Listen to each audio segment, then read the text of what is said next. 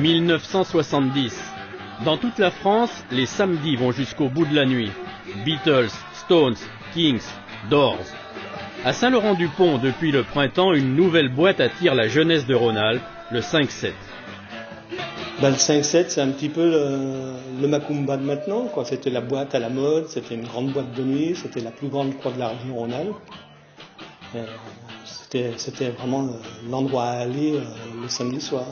Il y avait une ambiance, c'était familial, c'était tous des copains, des copines, c'était vraiment bon enfant.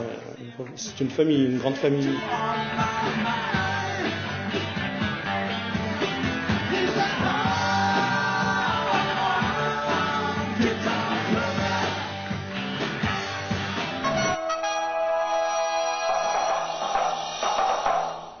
Tragédie dans l'Isère aux premières heures de cette journée de la Toussaint, plus de 140 morts dans un incendie. Ils étaient allés danser, c'était des jeunes en grande majorité. Ils étaient allés au 5-7, un club, une boîte au décor psychédélique, situé à 14 km de Voiron, près du village de Saint-Laurent-du-Pont. En moins de 5 minutes, le dancing de la joie de vivre était devenu un théâtre de mort. Cette nuit de la Toussaint 70, 146 jeunes âgés de 14 à 25 ans disparaissaient dans l'incendie du 5-7.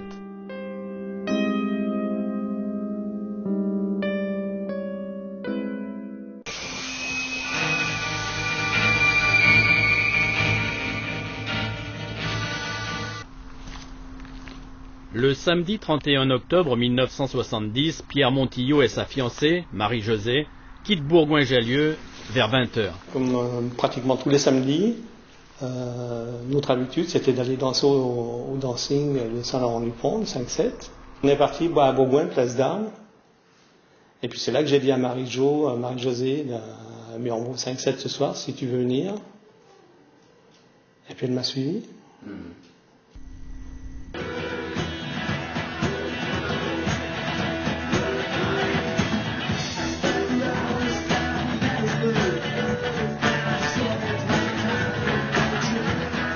À 1h30, alors qu'il devait y avoir dans les 180 à 200 danseurs dans cet établissement, le feu a pris.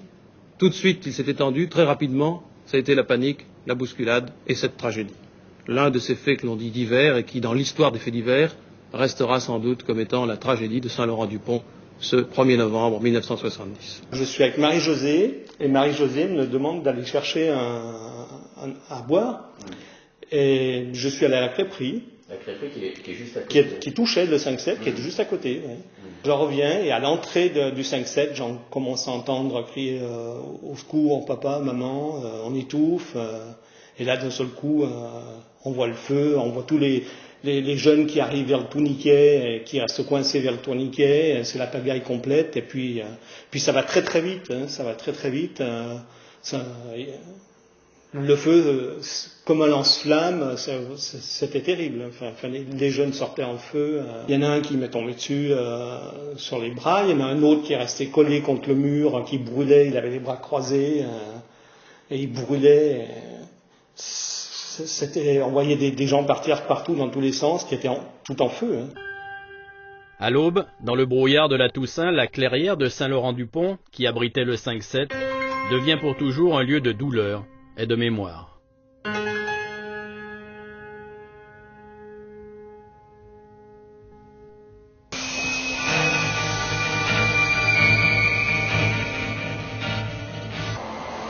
Sur les lieux de la tragédie, le mémorial aligne aujourd'hui les noms des jeunes victimes. Mais le symbole le plus fort se trouve derrière le marbre. C'est une accusation à ciel ouvert.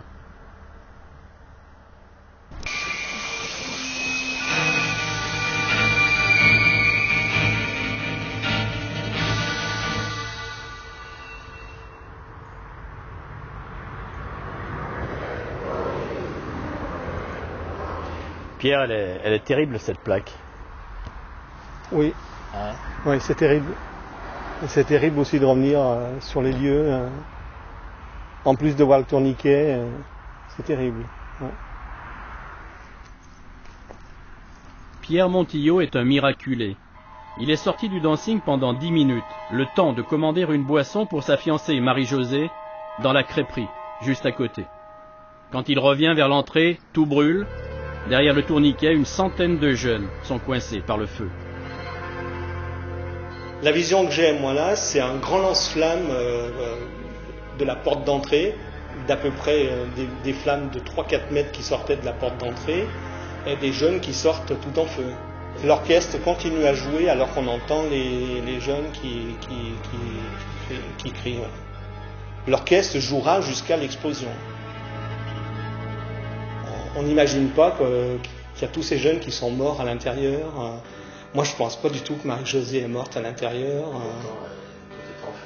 Tout est en feu, mais on a du mal à croire que tous ces jeunes sont morts comme ça.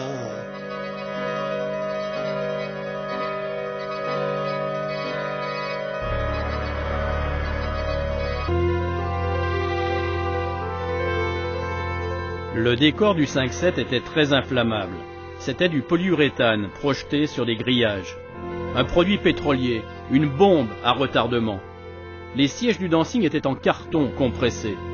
En 2 minutes, les jeunes furent asphyxiés par des fumées toxiques qui explosèrent ensuite. Ce fut un enfer spontané. Il n'y eut qu'une vingtaine de rescapés. Si je dors à l'étage, il faut qu'il y ait une échelle de secours ou une corde.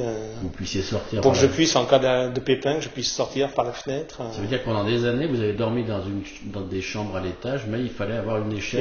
Il y avait une corde avec des nœuds. À côté du lit. Qui était attachée au lit et prête à. Ah ouais. Ouais. Quant à Pierre Montillot, il a trouvé dans la peinture une forme d'oubli. Peinture d'un survivant, ça irait comme... Oui, c'est très... Oui, tout à fait. Peinture d'un survivant.